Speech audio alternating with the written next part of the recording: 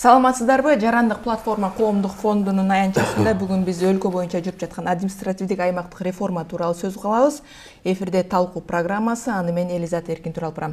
Бүгүнкү программанын коноктору мамлекеттик кызмат жана жергиликтүү өз алынча башкаруу иштери боюнча агенттиктин башкармалыгынын башчысы Мыктыбек Жаныбекович Өмүрзаков жана Бишкек шаардык кеңештин депутаты Таалай Болотбекович Субалиев.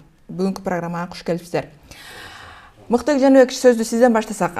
2002-жылы башталган административдик аймактык реформа азыр кайсы этапка жетти же аягына чыкты деп айта берсек болобу? Кандай жетишкендиктер, кандай мүчүлүштүктөр болуп жатат? Айыл өкмөттөрүнүн шаарлардын деңгээлиндеги административдик аймактык реформа жыйынтыкталды. Бүттү. Акыркысы чек ара маселелерине байланыштуу Баткен областынын Баткен Лелек райондору калган болчу. Бул өткөн жумада жогорку кеңеш тарабынан 3 окууда кабыл алынды. Баткен менен Лелек дагы бүттү. Ошону менен республика боюнча баса белгилеп коюш керек. Айыл аймактары менен шаарлардын деңгээлиндеги административдик аймактык реформа жыйынтыкталды. Бул ошол мыйзам дагы ошондой аталат. Айыл өкмөттөрү менен шаарлардын деңгээлинде. Ал эми район менен областтар азырынча сөз жок. Бул боюнча маселе жок. Качан башталат сөз? Бул боюнча маселе жок азыр. Бирок кийинки этапта район деп айтылган. Бул мүмкүн. Жана Баткен боюнча жабык эшик артында каралбады. Ошондо Баткен Лелек райондорунда канча айыл аймак бар эле? Азыр канча айыл аймак? 9 айыл өкмөт болгон 2 райондо бүгүн бир райондо 9 айыл. Лелек районунда мисалы үчүн 9 айыл өкмөт болгон болсо, бүгүнкү күндө 7 калат. Бул башкача айтканда 2 айыл аймагы жоюлуп атат. Бул Бешкент айыл аймагы менен Кеңтал айыл аймагы биригип Кеңтал айыл аймагы болуп түзүлдү. Ал эми Лелек айыл аймагы менен Катраң айыл аймагы биригип Коз Баглан айыл өкмөтү түзүлдү. Ал эми Баткен районунда Карабулак деген айыл өкмөтү жоюлду. Бул Бужум айылы Баткен шаарына берилди. Ал эми Карабулак айылы 2 айылдан турчу. Карабулак айылы Суу Баш айыл өкмөтүнө бириктирилди. Дара айыл өкмөтү жоюлду дагы. Дара айыл өкмөтүнүн айылдары Кыштыт айылына бириктирилди. Ал эми Борбору 70 километр, айылдарынан 70-90 километрге чейин алыстыкта болчу. Бул Баткен шаарынын жанында Чек жана Жаңы Жер деген айылдар бар эле. Дара айыл өкмөтүнүн булар 4 айыл өкмөтүнө бириктирилди дагы. Ошентип 2 айыл аймагы жоюлду Баткен районунда дагы. Бул баягы Баткендеги 2 район чек ара маселесине байланыштуу кийинки калтырылганда, демек ошо чек арага байланыштуу маселелердин баары эске алынды да? Бар, ошол эми эске алынды, бардык нерселер эске алынды да. Азыр ошондо аягына чыгып калды деп атпайсызбы? Баягы максатыбызга жетип атабызбы? Эмне үчүн реформа жасадык деп башында коюлган пландарды, мисалы кыскартуулар болду, анан бир жемишин көрө баштадыкпы? Же качан көрөбүз? Эми жыйынтыгын мурда кирген Түп району, Нарын областында жыйынтыктар болгон үчүн, эффект бере баштаган үчүн, ошон үчүн республика пилоттук режимде кирген боюнча ошон үчүн республикага жайылтылды. Сөзсүз түрдө бул эми баягы чечим кабыл алууда, анан баягы бул экономикалык маселелерди чечүүдө элестетиңиз, мурда ушул административдик аймактык реформага чейин 67 айыл аймагы бир гана айылдан турчу. Калкынын саны 280ден 1000ге чейин. Ушул 280 адам жашаган жерде айыл аймак бар эле. 900 адам жашаган жерде, 800 адам жашаган жерлерде айыл өкмөттөр бар эле. Мисалы үчүн Таласта Маймак айыл өкмөтүндө 800 гана адам жашачу. Нарында Достук айыл өкмөтүндө 900 гана адам жашачу. Ушундай айылдар көп болчу да. Анан бүгүн эми ачык айтканда бир топ кыйынчылыктар дагы болот. Себеби бир топ алыс болуп калды айыл аймактар. Анан эми азыркы ушул санариптештирүү доорунда анчалык эле баягы айыл өкмөткө келип кетиштин кажети жок деген. Бирок маалым каталуу боюнча. Бирок ал маселе. Анан экинчи жагы бар. Айыл өкмөтү калкка кызмат көрсөтүш керек. Ушул жагынан бир аз кыйынчылыктар жаралышы мүмкүн, бирок алар деле чечиле турган эле маселелер, чечилип да катат. Анан буюрса жаман эмес жыйынтыктары. Анан бул административдик баягы аймактык деп атабыз, административдик жактары бар. Мисалы үчүн жайыттарды башкарууну, мурдагы сугат тармактарын башкарууну, айыл өкмөттөрү аралашчу эмес, азыр айыл өкмөттөрүнө берилди, түздөн башкаруу жагы. Кечиресиз, баягы экономикалык жагын алганда, экономика министри өткөндө парламентте ошол АТР боюнча мыйзам долбоорлору каралып жатканда айтты эле да, жалпы 2 миллиард сомго жакын акча үнөмдөлдү депчи, ошо реформаны алкагында. Анан эми бул баягы акча үнөмдөө жагы экен да, бирок ошол эле сиз айтып атпайсызбы, 280 киши жашаган аймактар бар эле депчи. Ошолордо эмне өзгөрдү, мисалы үчүн 1-2 мисал менен айтасызбы? Буга чейин мындай болсо, азыр мындай болуп калды депчи. Жакшы жагыбы, жаман жагыбы? Эң негизгиси кээ бир айыл өкмөттөр кичинекей болгону менен жерлери аябай кең чоң болчу, аянттары. Кээ бир айыл өкмөттөр экономикалык жагынан өз алдынчалыкка жетишкен, өзүн өзү каржылай алган айыл өкмөттөрү бар болчу. Ошол эле учурда ошол эле айыл баягы жалпак тилде айтканда бай айыл өкмөттөр деп коелучу. Бай айыл өкмөттөрдүн жанында өзүн өзү каржылай албаган 70%га чейин кедей айыл өкмөттөр. Ушундай кедей өкмөттөр деп коелучу, ошондойлор да бар болчу да. Алар өзүнүн элге калкка кызмат көрсөтмөк түгүл, өздөрүн мындай каржылай албай калган өкмөттөр бар болчу. Бул жагынан алганда эми конкреттүү түрдө жыйынтыктарды бере элек. Буюрса мына быйылкы жылдын жыйынтыгы менен күтүп атабыз. Дотация деген маселе бир топ жеңилдейт да, республикалык бюджеттен субсидия берүү бир топ кыскарат. Ичара кызганычтар болгон жокпу? Эмнеге бай айыл өкмөтү кедейди багыш керек деген? Сөзсүз түрдө бул болушу мүмкүн, бирок бул проблема катары көтөрүлгөн жок эч жерде. Көтөрүлгөн жок. Баары эле туура түшүнүү менен кабыл алып атат. Анын үстүнө баягы реформа жасоодо жөн эле жанаша турган айыл өкмөттөрдү кошуп коюш эмес, анын ушул мындан ары экономикалык жактары кандай болот? Бул баягы министрлер кабинетинин кластердик программалары бар. Бул ошол кластерге карата бир аймакта баягы бир айыл бир продукт деген сыяктуу программалар бар. Ошого эсепке алынды да бардыгы. Мен экинчи конокко сөз бергим келип турат. Ошо АТРдин баягы аймактык административдик аймактык реформаны алкаганда Бишкек шаарын алсак, 45 мандаты бар шаардык кеңеш ошо ирилештирилгенден кийин аймактар курамыңар 235ке чейин жетип кетти да. Анан ушул курамда канча жыйын өткөрүп, кандай чечим кабыл алганга жетиштиңер? Негизи бул кандай бир практика болду сиздерге? Саламатсыздарбы. Бул эми жакшы практика болду. Бизге дагы мындай негизи мындай болуп көргөн эмес бизде. 235ке көбөйүп, 2 жолу жыйын өткөрдүк, чоң жыйын өткөрдүк. Акыркысы 29 август күнү өткөрдүк. Эми мыйзамга керектүү жанагы аймактык комиссияларды сөз Бишкек шаардык кеңеш аркылуу өтүш керек. Ошондой необходимый маселелерди карадык. Анан кийин көп деле мындай маселе чыккан жок. Башында мына мен көтөрүп чыккам, кичине правовой жагынан, укуктук жагынан маселе бар депчи. Бирок эми андан кийин мындай орусча айтканда процесс работы баары эле түшүнүү менен кабыл алып иштедик. Жакшы эле иштедик дейм. Бирок бир мисал, бир жагы 235 менен калган, көпкө калган туура эмес болчу.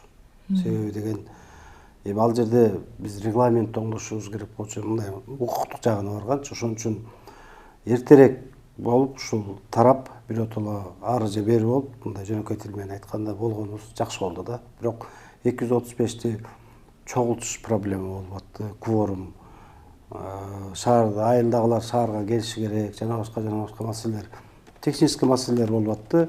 Кворум жагы кыйын болуп атты, бирок эме кворум чогултуп ишти өткөрүп аттык. Ооба, аймактык реформанын баягы эң дагы бир акыркы этабы дейсизби, бул алдыдагы шайлоо болгондо, жергиликтүү кеңештерге шайлоодо. Анан Мыктыбек Жаныбекович, мен сизге мындай суроо бергим келип жатат да. Реформага чейин жалпы Кыргызстан боюнча жергиликтүү кеңештерде канча депутат бар эле? Эми реформадан кийин канча депутатка кыскарып атат да? 9000. Баягы жергиликтүү кеңештер баарын кошкондо 300 депутат бар эле. 9000 канча? 600. 9600. 1000 кыскарат депутаттардын саны. 8600. Ошонун айланасында болот. Анан бирок ошол эле учурда азыр мыйзамга өзгөртүү киргизүү сунушталып жатат. Ошо айрым аймактарда депутаттардын санын көбөйтүү боюнча. ушуга токтолсоңуз. Бишкек ош шаарлары республикалык маанидеги шаарларда депутаттардын 45 депутат болуп келген. Бул 51ге көбөйтүү мыйзам долбоору каралып атат ушул учурда. Депутаттар демилгелеген. Андан сырткары ошол 70 миңден ашык калкы бар бирдиктерде, кеңештерде 41 депутат болот. Бул азырынча Жалал Абад шаары. Калгандарда өзгөрүү жок. Мыйзам долбоорун сиздер колдоп атасыздарбы? Биз корутундуну жактырып бердик, эми министрлер кабинети чечим кабыл алыш керек. Биз агенттик катары биз аны макулдук бердик. Эмнеге деген суроо бергим келип жатат да, анткени реформанын бирден бир максаты ошо кыскартуу, ирелештирүү. Реформанын максаты кыскартуу болгон эмес. Кыскартуу жөнүндө сөз болгон эмес. Бул чыгымдарды кыскартуу катары. А депутаттардын саны бул чыгымдарга эч кандай таасир этпейт. Алар бекер иштейт. Коомдук башташта чыгымдарды кыскартуу бул негизи кызматкерлердин эсебинен эмес, баягы административдик чыгымдарды кыскартуу. Мисалы үчүн өзүңүз билесиз, 452 айыл өкмөт болсо 450 айыл өкмөттүн административдик чыгымдары бир топ болчу да. Анан өнүгүүгө 600-700 миң акча менен эле калып калчу айыл өкмөттөр. Өнүгүү аны 600 миң сом, 700 миң сом менен эч нерсе жумуш бүтүрө албайсың. Баарын эле ошол республикадан алган дотациянын алган сумманы деле булар айлыкка бөлүп алып отурчу да. Элестетиңиз, кичинекей айылга 11 кызматкер, мен айтканда 700-800 адам жашаган айыл өкмөттө 11 кызматкер эмне иш кылат эле дегендей да. Бүгүн ошол маселе айлыктарга эмес, башка административдик чыгымдар да көп болчу да, ошолор кыскартуу жөнүндө сөз болду. Эми мындай штаттарды кыскартыш керек, депутаттардын санын азайтыш керек деген маселе коюлган эмес. Баягы мындай суроо пайда болуп атат да, эмнеге Бишкек Ош анан Жалал Абадка эле тиешелүү болуп атат да? Мисалы үчүн буга чейин 3 айыл биригип, бир айыл аймак болуп, анан ал жерде 11 депутат, айылдарда 11 депутат шайланып келсе, азыр эми ар кайсы жерде ар кандай деңизчи, бирок 6 же 7 айылдар кошулуп бир айыл аймак болгон аймактар бар да. Алар эми эмнеге 11 эле болуп калат, 21 кылып бергиле деген сунуштар болгон жокпу? Жок, калктын санына жараша, ошол эле мыйзам калды ордунда 6 миңге чейин калкы бар кеңештерде, аймактарда 11 депутат болот. 6 миң бирден 20 миңге чейин 21 депутат, андан ашканы 70 миңге чейин 31 депутат болот. Бүгүнкү күндө мисалы айталы, Актала районунда 5 айыл өкмөтүн бириктиргенде, 4 айыл өкмөтүн бириктиргенде 8400 болуп калды да калкынын саны. Ал эми бүгүн эң чоң айыл өкмөтү республика боюнча Сузак районунда Барп айыл өкмөтү 60 миң калкы бар. Бүгүнкү күндө 30 айылдан турат. Ал жакта канча депутат болот? 31 депутат болот. 31 депутат. Буга чейин болсо бөлүнүп 11 депутаттан болуп келгенде. Эми 21 депутат бар эле мурда. Мурдагы мыйзам боюнча 20 миңден ашканы 31 депутат болчу. Бул жерде жаңы кошулганда 70 миңден ашкан деген гана. Эми Бишкек шаары боюнча алсам да, мисалы үчүн жана башында айтпадыкпы, 235 депутат болуп калды депчи, ирилештиргенден кийин. Анан бирок Бишкек шаардык кеңеши азыркы мыйзам боюнча 45 мандаттан турат. Сунушталып жаткан мыйзамга ылайык, эгер ал кабыл алынып кетсе, 51 болуп калышы мүмкүн экен да. 6 депутат бир кандайдыр бир роль ойнойбу? Мисалы үчүн 235 депутат буга чейин иштеп келген аймакка 51 депутат жетишеби? Эми биз эми кандай реформага эми жаңы барып атпайбыз, тура ошон үчүн реформа деп жаңы башталыш деп атат. Эми практика жүзүндө көрөбүз. Бирок мен ойлойм, ушу 51ге көбөйгөнү аз-маз болсо дагы кичине көбөйткөн туура болду деп. Себеби деген ошол 8 айыл өкмөтү кошулду. 150 миңге жакын шайлоочусу бар болуш керек, 130 миңге жакын шайлоочусу менен кошулду. Мындай орусча айтканда, каким-то образом они должны были быть представлены. Ошон үчүн анча-мынча болсо дагы кошулганы туура деп ойлойм. Но бирок эми бизде өзүбүздүн жогорку кеңеш 90 депутаттан турса, анан кийин буларда мурун 31ден 21ден болчу деп немени 2ден 3дөн мандат берели тигүү дегенде уже 100дөн ашып кетет. Ошон үчүн ал туура эмес болуп калат. Ошон үчүн туура эле деп ойлойм. Андан кийин чыгымдар боюнча конечно бизде көп чыгымдар жагына мындай влиять эткен жокпуз, бирок бизде дагы республикалык бюджетке мындай үнөмдүү болдук деп эсептейм. Себеби дегенде ошол 8 айлык өкмөттү тең айлык алчу, 8 шаардык айылдык кеңештин төрагалары, ответственный секретарь деген бар, анысы айлык алчу. Андан башка мисалы үчүн биздин шаардык кеңеш да кыскарды. Мурун аппаратыбыз 41 болсо, примерно 27-11 штатка кыскарды. Ошентип эле Ош да кыскарды. Анча-мынча болсо дагы бюджетке экономдоо болду. Но бирок эми эффективдүү болобу же кандай болот? Аны эми иш жүзүндө көрөбүз. Эгерде шайланып келип неметсек көрөбүз. Алты депутат бирдекеге таасир этеби деген суроо эмес мен. Башкача эле. Кеңеш эмне иш аткарат мындан ары? Мен да ушул суроону функциясы кандай болуш керек деген функцияда. Өткөн жылы ушул эле жылдын башында мыйзам долбоору жогорку кеңешке кирип 71 депутат менен четке кагылган болчу. Эмне мыйзам? Ал жерде Бишкек республикалык шаарлардын кеңештердин ушул статус жөнүндө мыйзамдарга кеңештердин ролду жөнүндөгү кеңештердин функциясы боюнча маселелер кирген болчу. Ал жогорку кеңештен өтпөй калган. Ал эске салып кетсеңиз, жана ал жерде депутаттардын укуктары кыскарган жөнүндө болуп атабы? Азыр мисалы үчүн мен ушул суроону бергим келип жатканда, Бишкек шаардык кеңешин эле алсак, көп укуктарыңар азайды. Мэр өзү эле чечим кабыл алып калды да, ушул эле бюджетке байланыштуу. Депутаттар ал кечирип коюш, бул ал маселе административдик аймактык реформа жүрүп аткан учурга гана болчу. Бул азыр ал күчүн жоготтубу? Сөзсүз да, сөзсүз жоготот. Ошону түшүндүрүп кетсеңиз. Ал жыл бул мындай, эми өзүңүз элестетсеңиз 235 депутат болуп калды. Шаардын маселесин айылдагылар келип чече турган болуп калды да, айылдык депутаттар.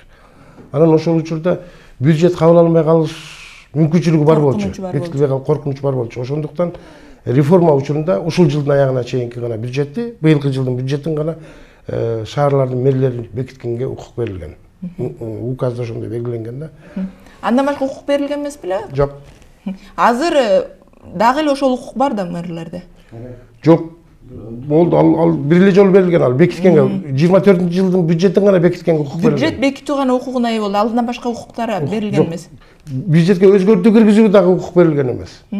Бекитүү гана. Анан тарифтерди бекитүү боюнча. Эми өзүңүз билесиздер, 235 45-тин ордуна 190 депутат келип атса, ал шаарда баягы көрсөтүлгөн кызматтардын тарифтерин бекитиш кеңеш бекитет да, кеңештин маселеси. Ошол коркунуч бар эле да, тарифтерди өзгөртүү иш. Жанагы мыйзам долбоору эмнеге андай сунушталды эле? Ким сунуштады эле? Жана депутаттардын укуктарын кыскартуу боюнча четке кагылды деп атпайсызбы? Эмне максатта? Жок, ал кыскаруу эмес. Ал жерде туура түшүнүш керек да. Депутаттардын укугу бар, ошол мамлекеттик органдардын мисалы үчүн Бишкек шаарындагы башкармалыктары бар. Ошолордун жетекчилерине, анан шаардын 60тан ашык структурасы бар, 66бы. Мындай бөлүмдөр бар, түзүмдүк бөлүмдөр бар да, башкармалыктар бар, департаменттер бар. Ошолордун башчысына чейин кеңеш киришип калганда, анан биз ошол мыйзамда киргизилгенде ошол ишеним көрсөтпө укугун мэрге гана калтырган болчу да. Ошон үчүн депутаттардын укугу ошол жерден гана кыскарып калат деген. Андан сырткары укуктарын кеңейтип берип атабыз кеңештин депутаттарынын. Бул мыйзам дагы каралып атат. Бул депутаттардын статусун, укуктарын, баягы тарифтерди бекитүү, башка маселелер бар. Андан сырткары райондордун жетекчилерин, шаардын ичиндеги райондордун жетекчилери, акимдери менен мэрдин орун басарларынын маселесин кеңеш карайт. Андан сырткары мамлекеттик органдардын шаардагы түзүмдүк бөлүмдөрүнүн жетекчилерине ишеним көрсөтүү укугун берилет. Бул жаңы сунушталды. Жаңы сунушталып атат. Азыр кайсы этапта? Бул иштелип чыкты, макулдашуу этабында. Бул сиздер тараптан сунушталдыбы? Бул эмне максатта сунуштап жатасыздар? Баягы депутаттар эчтеке чечпей калды, депутаттардын колунда эч кандай рычаг жок болуп калды деген ар кандай сын пикирлерден улам пайда болдубу? Мындай өзү бар болчу, ошону мындай карап атабыз да, баардыгын кайра карап чыгыш керек да функцияларын. Мисалы үчүн депутаттардын нерсесиз калбай калды деген нерсе болгон эмес буга чейинчи, эми түшүнбөчүлүктөр болгон. Бул депутаттардын аткаруу органынын башчысын шайлоо укугун алынганда болгон ошол бир гана укук алынган, ошон үчүн баягы таптакыр кеңештерге укуктар калбай калды деген ошондон. Бул өтө чоң рычаг болчу чынында. Анан 2020 эң башкы рычаг ошол болчу да. Эң башкы рычаг ошол болчу. Бирок азыр деле бар, ишеним көрсөтмө укугу бар. Бирок президент чечет.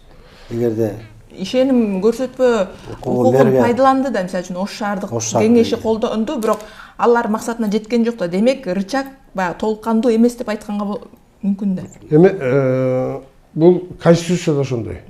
Себеби мурдагы конституцияда, мурдагы мыйзамдарда андай парламентте өлкө болчубуз да. Кеңештер аткаруу органынын уюштуруучусу болчу. Учредители мындай айтканда. Ооба. Жергиликтүү айылдык кеңеш айыл өкмөттүн кожоюну болчу да, мындай айтканда. Азыркы мыйзамдарда, азыркы конституцияда экөө бирдей. Жергиликтүү өз алдынча башкаруу органдары деп экөө. Бул өкүлчүлүктүү органы, кеңештер, аткаруу органы, мэриялар, анан айыл өкмөттөр. Бул жерде закон о статусе столицеде эки шаар Бишкек жана Ош өзүнчө мыйзам менен регулируется. Ош эркинде бизде укук бар болчу. Вице-мэрлер жана структуралык подразделение. Биз эмнеге обосновать эттик, аны негиздедик. Например, шаарда структуралык эмелер көп да, чоң организацияларчы. Бир эле структурасынын бюджети 1 миллиард сом, 2 миллиард сомго чейин барат. Мисалы үчүн Бишкек асфальт сервис жана башкачы. Анда Ош эркилерди биз айттык, эми мындай орусча айтканда по каждому поводу эле мэрди чакыра беребизби. Ошон үчүн биз укугубузду ошо ойдон биринчи аны мэрия берген, бул жака госагентствого берип, ушуну алып таштагыла дегенде, анан кийин жогорку кеңеште четке калды да. Анан эми мэрге көрсөтпө укугу дагы эле бар, мыйзамда бар, дагы эле бар. Ишенбөөчүлүк көрсөтпөчү, бирок деген окончательно чечилгени президент тарабынан деп мыйзамда ошондой көргөзүлгөн. Эми мыйзамга ишенишибиз керек. Ош шаарын ошондой кылып көргөзүштү, анан кийин неме. Анан кийин бул жерде бир нерсе да, биз деген, например, ошол мыйзам иштесе же бирөөнү чабый эле, албай эле деген маселе жок. Мисалы үчүн мына мен 3 жыл депутат болуп отурду. Бир да жолу недоверие жөнүндө маселе көтөргөн жокпуз. Бирок баягы мындай юридикада бир понятие бар, система сдержек и противовесов деп. Бул кандайдыр бир аларды токтотуп карматып туруу бир эмеси да. Жөнөкөй тил менен айтканда, сес көрсөтүп тонусту кармап туруу. Сес көрсөтүп турганга ошо мыйзамда биздин укугубуз бар. Сен мындай кылбасаң да, биз эми элдин атынан сүйлөйбүз да. Мен депутаттарга эч кандай шек келтиргим келбейт, эми депутаттардын ар кандай да, бирок ошол эле учурда азыр депутаттардын аброй түшүп кеткендей да, эчтеке чечпейт. Анан көп киши ошол эле чиновниктер, ошол эле аткаминерлер, мамлекеттик кызматтагылар тоготпой жаткандай да. Мисалы үчүн акыркы Токмок шаарынын мэрі менен жогорку кеңеш депутатынын айтышы делечи, бул кайсы бир деңгээлде депутатты сен эч ким эмессиң деп койгондой да. Анан бурда башкача болчу. Бирок ошол эле учурда жергиликтүү кеңештин депутаттары өздөрү да өздөрүнүн аброюн түшүрүп койгондой да. Баягы бир жылдары билесиздерби, кайра мэр шайлай албай, жетекчи аткаруу бийлигинин башчысын шайлай албай, канча жолу таркатууга туура келген да. Эмнеге ушундай деңгээлге жетип калдык? Жок, эми мындай да. Же бул багы ар кандай адамдар шайланып келгенденби, же эмнеден? Жок, бул мындай да бир сөз бар, француз саясатчысынын болуш керек. Власть ищет из того теста, из того материала, как и народ. То есть эл ошо шайлады да. Эми андай болсо турган болсо, эл шайлоого келиш керек биринчиден. Татыктуу иштей турган адамдарга добушун бериш керек. Анан кийин биз мисалы үчүн мен же башка бир депутат баягы өзүм эле келип алган жокмун да. Мага эл мандат берип атат да. Ал бир. Экинчиден, эми 5 кол тең эмес деген да бир сөз бар да. 5 кол тең эмес, бир иштейт, бир иштебейт. Ал деген бизде эле эмес, ал бүт дүйнөлүк парламентаризмде ушундай көрүнүштөр бар. Кээ бир депутаттар такыр, мисалы үчүн ошол эле Госдумада бир да жолу сүйлөгөн депутаттар примерно 20% түсөт болуш керек. 453. Бизде деле ошондой. Ошон үчүн ал эми Токмок шаарынын мэри менен жанагы эме боюнча Эми ал жерде этика госслужащий бар, этика депутата тоже бар. Экөө тең баягы ал Экөө тең чектен чыгып кетти экөө тең дейсизби? чектен чыгып кетишти. Анан кийин этиканы кармаш керек. Мамлекеттик болгондон кийин депутат эл өкүлү болгондон кийин экөө тең кармаш керек болчу. Мыктыбек Жаныбекович, сиз ушуга кошуласызбы? Жергиликтүү кеңештердин мына сапаты түшүп кетти, аброю түшүп кетти дегенге, ушул жаатта көтөрүү аларга бир жалпы бир сөз айтайынчы. Жергиликтүү кеңештин депутаттары өкүлчүлүктүү орган деп ошол элдин өкүлү да. Элдин өкүлү, бийлик органдары менен ошол жергиликтүү жашоочулардын укуктарын, башка экономикалык укугу бар бардык укуктарын ушул өкүл катары ошолор коргойт да негизи. Анан ушундай учурлар болгон, ишенесизби?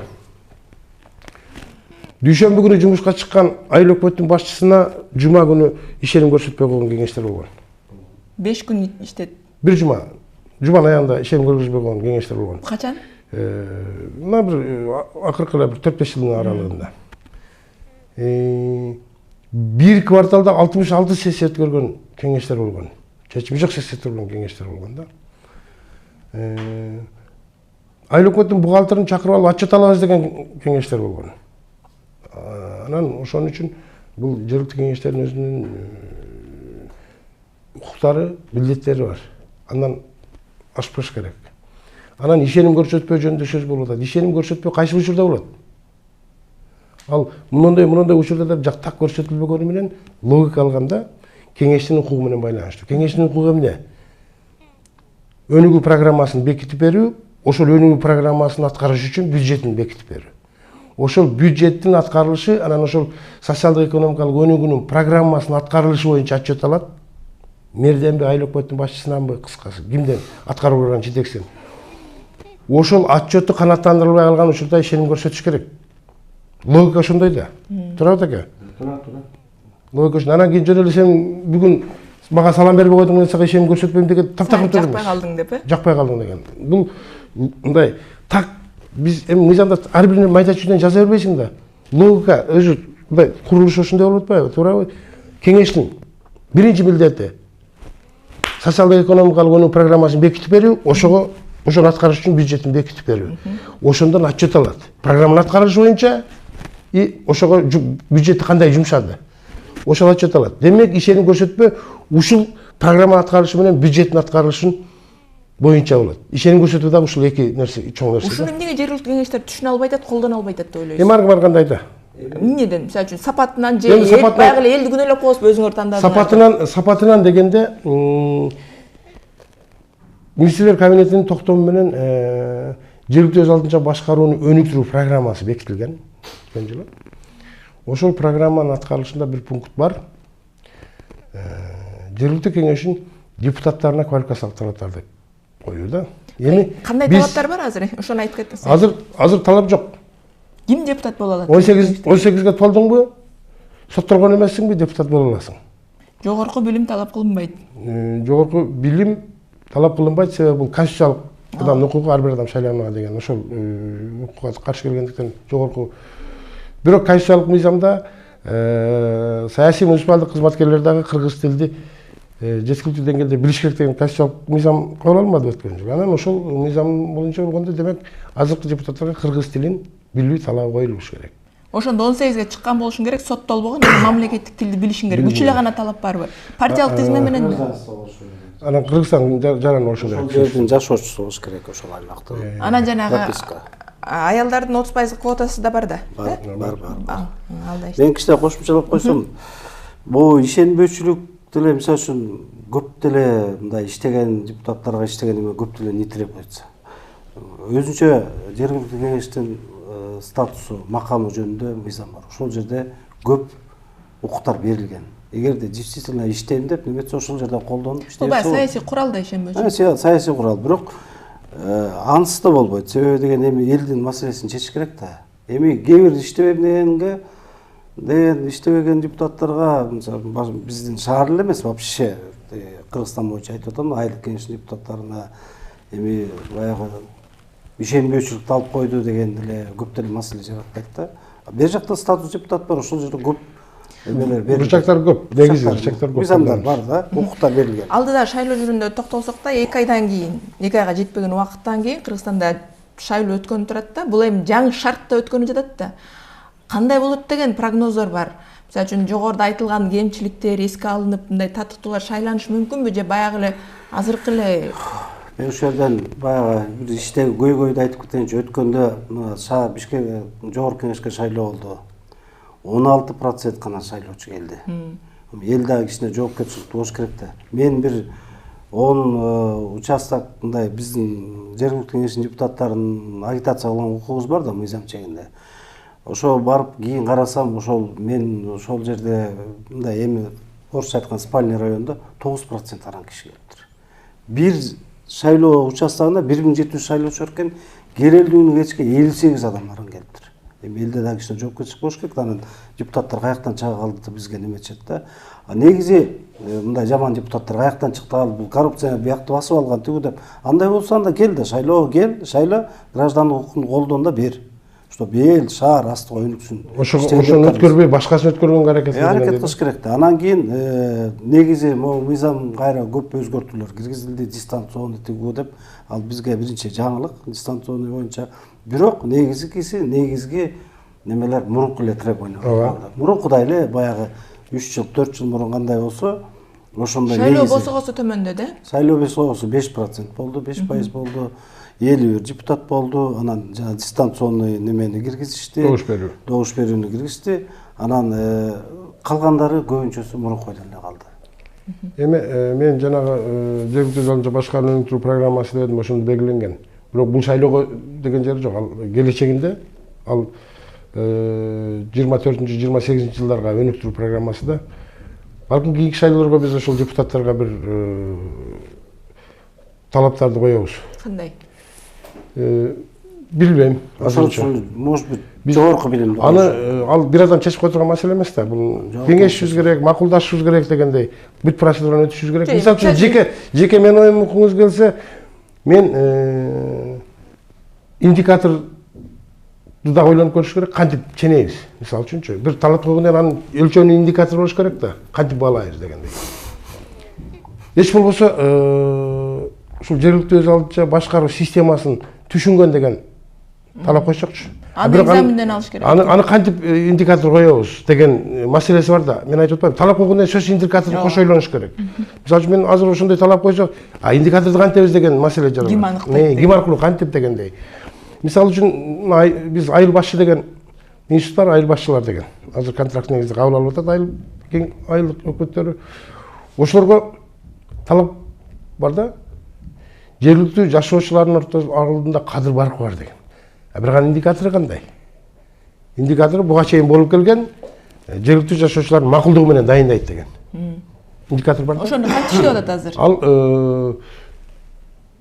эл чогулуп макулбуз деп айтат беген же бул кандай? эми баягы айылдарда оңой, айылдык сельский сходтор деп коебуз, айылдык жыйындар болот, жыйындарда эле макулдугун алып коет. Макулсуңар дегендейчи. Бул индикатор жеңил эле да, бул иштеп келген буга чейин. Ал эми депутаттарга кандай талаптар коюш мүмкүн, бул коомчулук менен кеңешишибиз керек да. Мен жалгыз бир адам так экөөбүз чечип кое турган маселе эмес бул. Сиздин жеке оюңузда эми сиз аралашып жүрөсүз, көрүп жатасыз, кандай талаптар болсо, балким жергиликтүү кеңеш. Мына кече жогорку кеңеште комитетте талкууда айтылды, депутаттар айтышты. Эмне үчүн медиктер менен мугалимдерге укук берип атасыңар жергиликтүү кеңешке шайланганга депчи. Курамын жакшыртуу үчүн. Курамын жакшыртуу үчүн. Билимдүү, түшүнгөн адамдар келсин деп ошого укук берип атабыз да. Анан ишкана жетекчилери боло алабы деген маселе көтөрүлүп атат. Жергиликтүү бюджетке байланган ишкананын жетекчиси депутат болгонго укугу жок. Мыйзам боюнча. Ага берилбеш керек. Мына Бишкек асфальт сервисти айтып өттүм. Бишкек асфальт сервисинин директору шаардык кеңешке депутат болуп алса, кызыкчылыктан кагылышуусу барбы? Өзүнө көбүрөөк акчаны бөлдүргөнгө аракет кылабы? Ушундай сыяктуу да. Анан андан неге мектептин директорлорун берип атасыңар дейт. Мектептин директорлору түздөн-түз мэрияга байланган эмес. Алар мамлекеттик кызматкер эмес, муниципалдык кызматкер эмес. Бирок аз үлүштө болсо дагы кызыкчылыктар кагылышат. Анткени мектептин ремонту болуп калышы мүмкүн. Мугалимдер бар да коласында. Анан айлык алат дегендей. Эми айлык маселеси содержание болот. Кыскасы ушундай болуп калышы мүмкүн. Бирок ошол жергиликтүү кеңештердин депутаттарынын баягы мындай потенциалы жогорураак болсун деп ушул медиктер менен педагогдор депутат боло алса болот деген талкуу болуп атат да. Кыргызстанда кайсы аймакта жергиликтүү кеңеш күчтүү? Мисалы ошону мисал кылып көрсөтө аласыз, үлгү кылып көрсөтө алабыз. Эми баары эле бирдей. Күчтүү деп айта албайбызбы эч кимди? Баары бирдей. Эми Ош менен салыштырсак, Ош менен Бишкекти салыштырабыз. Экөө. Кимиси күчтүү? Мисалы үчүн Бишкекти бир айлык кеңеш менен салыштыра албайбыз да. Анан салыштырганда Ош менен Бишкекти салыштырыш керек. Мисалы үчүн Ош менен башка 14 областтык маанидеги 14 шаардын кеңештери дешибиз мүмкүн. А бирок индикатор кайра индикатор. Баягы жалпылап айтканда ойдогудай иш алып барып баягы функционалдык милдетин так аткарып, эч кандай саясатка аралашпай, саясий куралдарын колдонбой, айылдын кызыкчылыгын көздөп. Кеңеш өзү саясий институт. Жөн баары жергиликтүү кеңеш өзү саясат. Сиз айтып атпайсызбы жана мага жакпай калдың деп эле кызматтан алып эле бир жума иштетпей депчи. Ошондойлорго алданбай оюндар болбойчу, саясий оюндар болбой. Бир жакшы результат көрсөткөн бир айылды айта алабызбы? Андай индикатор жок. Индикатор жок да. Андай жок. Демек бул боюнча талдоо деле жүргүзүлгөн эмес окшойт. Жок, эми талдоо жүргүзгөндө некорректный болуп калат. Себеби деген эми келген индикатор жок болсо өлчөш кыйын да. Корректный болуп калат. Az даже Бишкек менен Ошты салыштырганда субъективдүү болуп калат. Индикатор жок. Ошон үчүн мен жанагы кошумчалап жанагы айтып атпайсызбы, депутаттарга кандай требования тигүү депчи. Ошол например, ошол эле жогорку билимдегенди шаардык кеңештерге деп киргизсе болот деп ойлойм. Эми ар кандай оюндар болуп атат, может быть. Мурун киргизип коюшкан, бирок кандайдыр бир себептерден кайра алып ташташкан. Же болбосо ценз оседлости деген бар. Ошол жерде ошол аймакта бир 5 жылдан кем жашабаш керек деген. Ушундай талаптар. Ушундай талаптарды бир койсо, эме мындай уровень көтөргөнгө аракет кылып көрсөт. Бирок анын баары мыйзам менен регулировать керек. Жогорку кеңештен кабыл алыш керек. Мисалы биз мына азыркы жергиликтүү мамлекеттик администрациялар жана жергиликтүү жана башка органдары жөнүндө мыйзам бар да. Ошону кабыл алып атканда эми законодатель дейбиз да биз. Ушул мыйзамдын демилгечилери мыйзамдын логикасына бир түшүнүк киргизишкен да. Аким анан айыл өкмөттүн башчысы ошол жердик боло албайт дегенчи. Ооба. Анан орусчасында уроженец деген бар. Анан бул практикада кандай колдонулуп калды? Метрикасын алып келет, Бишкек шаарында туулган, бирок өзү өмүр бою ошол айылда чоңойгон. Ата-энеси студент болуп калып, Бишкекте туулуп калган. Фрунзе шаары деп жүрөт, Бишкек деп жүрөт. Анан барып, ал өмүр бою ошол айылда чоңойгон. Бул жарап калып атат да. Себеби метрикасын карасаң, уроженец Бишкекке деген сөз да. Мунун баягы толук кандуу баягы иштеп атканда билинет да, иштей баштаганда билинет. Негизги логика, негизги ой ошол жерде өзүнүн кызыкчылыгы болбосун деген менен кирген да. Өзүнүн дыйкан чарбасы барбы, фирмасы барбы, ошол жерде чарбасы бар да эми. Ошого өзү кызыкчылыгына бийлик укуктарын колдонбосун деген. Туугандардын артыкчылык бербесин. Тууганчылыктан артыкчылык бербесин деген ой менен киргизилген да. Бирок жанагындай болуп калды. Эми бара-бара бул мыйзамдар да өзгөрөт. Мен жана бир кошумчалап коеюн, например, ошол эле өткөндө да айтып атышкан, мен ошону туура деп ойлойм. Жогорку кеңеште мына өткөндө чача-пача деп бул депутат каяктан келди, аркы берки деп атпайбы, ошол экинде кандайдыр бир квалификациясын жогорулатып, жогорку кеңештин баардыгына шек келди да турабы? Ошон үчүн жанагы сөзсүз кандидаттар, талапкерлер биринчи этап айылдык же жергиликтүү кеңешке депутат болсун деген болуп, анан элдин этегин өтсө да бул деле туура деп ойлойм. Бирок аны дагы өзгөртүү үчүн жогорку кеңештин немеси өзгөртүшү керек. Менимче ошо кандайдыр талаптар болмоюнча курамдын сапаты жөнүндө сөз кылып эрте болсо керек. Талап болгондо да сиз айткандай индикаторлорун дагы иштеп чыгыш керек да. Бул темада сүйлөп сөз көп. Мисалы үчүн аткаруу бийлигинин аткаруу органдардын жетекчилери, мисалы үчүн мэр болобу, айыл өкмөттүн башчысыбы, бул катуу талаптар коюлуп, алар индикаторлор аркылуу өттү да, конкурстан өтүшкөн. Кадимки деле компьютердик тест, андан кийин аңгемелешүү этаптарынан өтүшкөн. Мэрлердин бардыгы, акимдердин бардыгы, айыл өкмөттүн башчыларынын бардыгы ошол талаптар коюлган үчүн индикаторлор бар үчүн алар өтүштү электен. Биз депутаттар саясий институт атпайбызбы? Бул түздөн түз адам укугуна байланышкан ар бир адам шайлана алат дегенге биз кантип талап коебуз? Сиздерге рахмат. Бул айтып атпаймынбы?